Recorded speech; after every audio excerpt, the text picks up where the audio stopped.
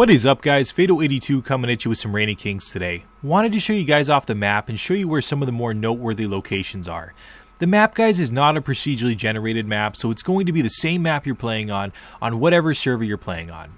So mileage may vary a little bit, but you're going to wake up naked and afraid, if you will, on a beach similar to this one. It could be in a different location, but we're going to start off here because there's a big island here, and I think it's a good place to triangulate where we are so you guys can kind of find your way around and find your way to some of the more noteworthy locations. So seeing that this island's here, we're going to move off to the left, and I'm going to show you guys a really important spot for collecting a resource in the game that's going to be something that you're going to need for various things, but in particular you're going to need it for the powder kegs in the game, which can be used for raiding purposes similar to C4 and Rust.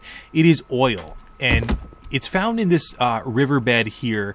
It looks like coal deposits here, and you'll harvest it and you'll acquire the oil, and this oil only spawns, I believe, in this location. It may spawn somewhere else, but the lion's share of the oil is going to be here. So make note of this location. It's off to the left of that large island. Coming off of this riverbed, we'll make our way over to sort of a desolate area here, which you can find hay in, and that is also a crafting material. That's a place that you can get some good things from, but there's not much else there to note.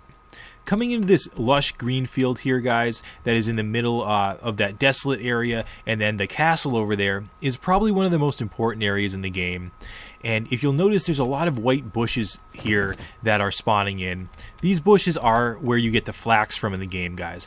Flax is one of the most important resources, and you need it for just about everything that you craft in the game, from beds to armor to all sorts of different things. Flax can be found by walking around in the woods. You'll find a bush or two here or there, but the lion's share of the flax is to be found in this field here. So this is a field where you're going to meet up with other players, and it's something that, you know, you really want to make note of.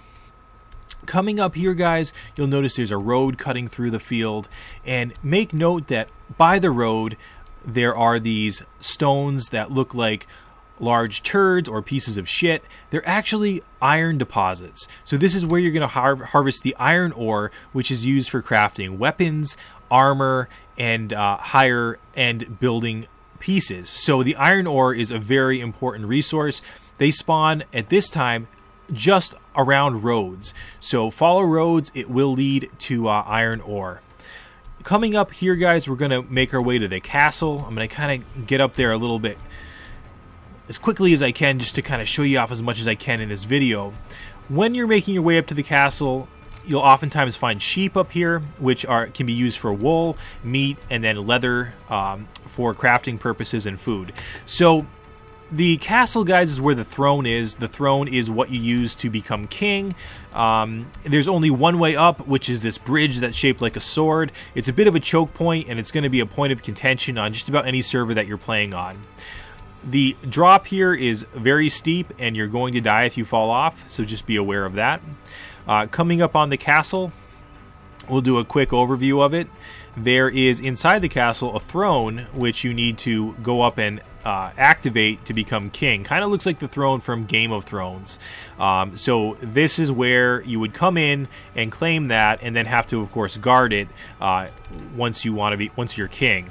Coming out of here, guys, you're going to notice this sort of gnarly, twisted tree here.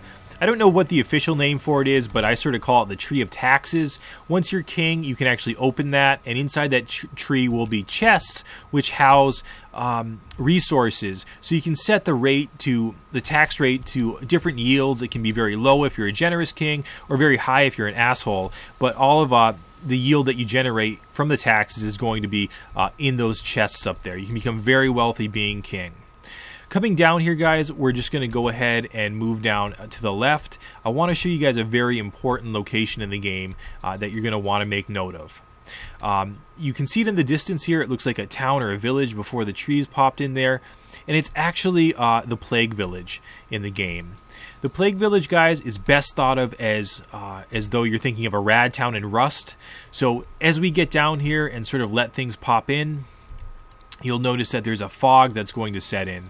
The fog is the equivalent to radiation that you'd have in Rust. So while you're in the fog, you're going to be taking damage, and you're going to have to be very aware of that, monitoring your health when you're around this particular village.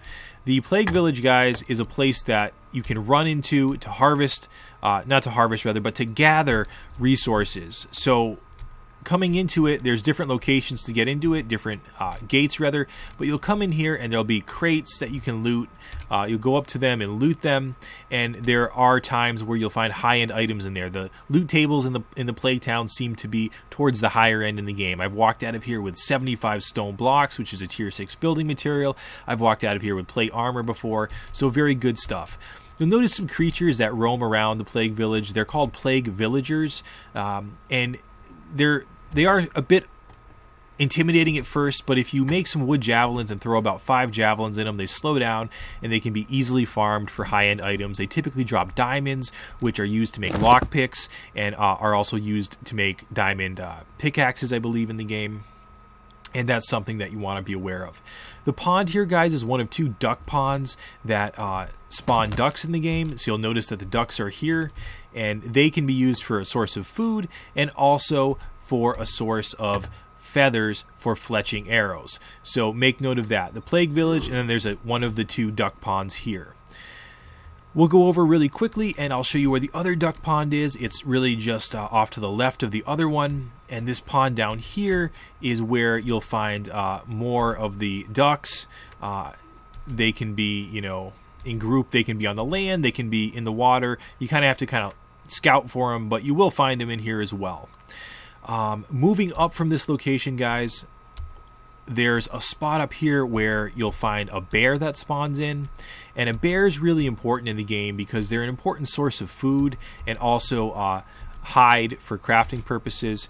This is one of those games, guys, where you have to always be watching your hydration and your food meters, and the bear's going to yield a lot of meat. We'll see if we can't find him. He typically spawns up here, and the bear is very intimidating. Don't let him get too close, but just like with those plagued villagers, you put a few javelins in him and then you'll be able to farm him fairly easily.